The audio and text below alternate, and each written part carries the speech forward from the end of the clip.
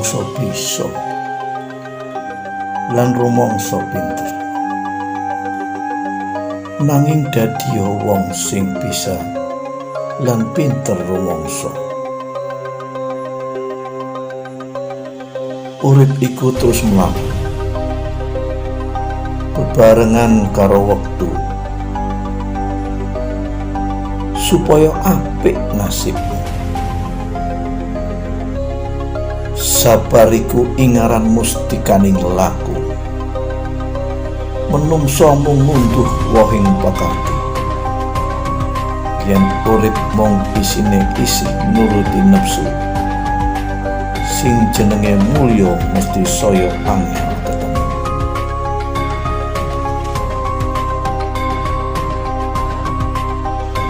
Saapik-apike wong yen awehi pitulung kanthi cara dedemitan.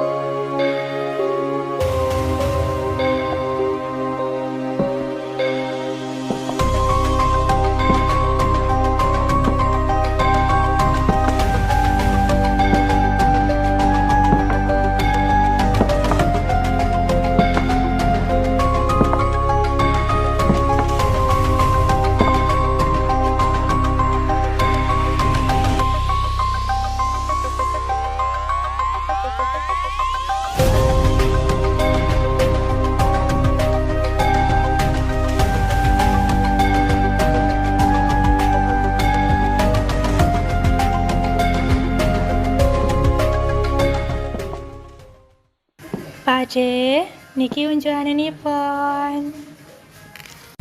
Matur suwun bojoku sing ayu.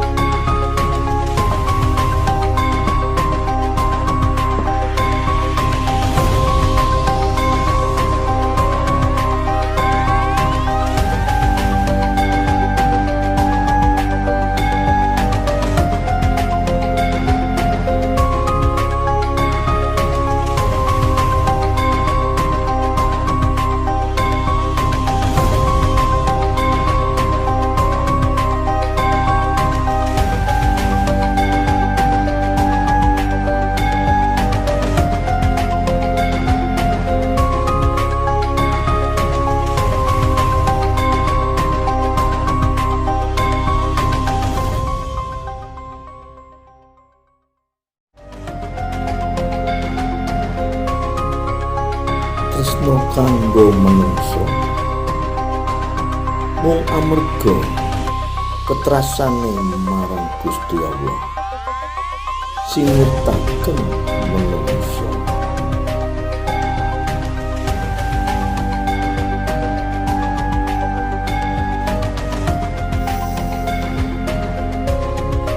Sejatine urip sakjroning pati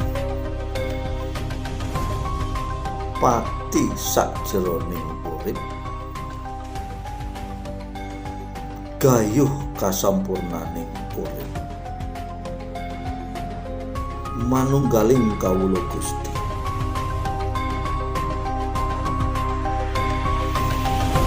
Mila wonten saloka luntaing ludira sirnaning angkara, sura diraja ningrat lebur dening pangastuti.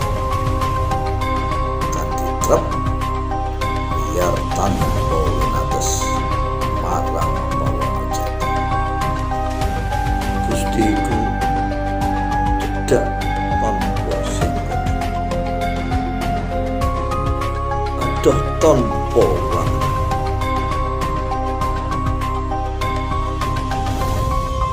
Kawula mung sederma mobah mosik kersaning Hyang Sukma.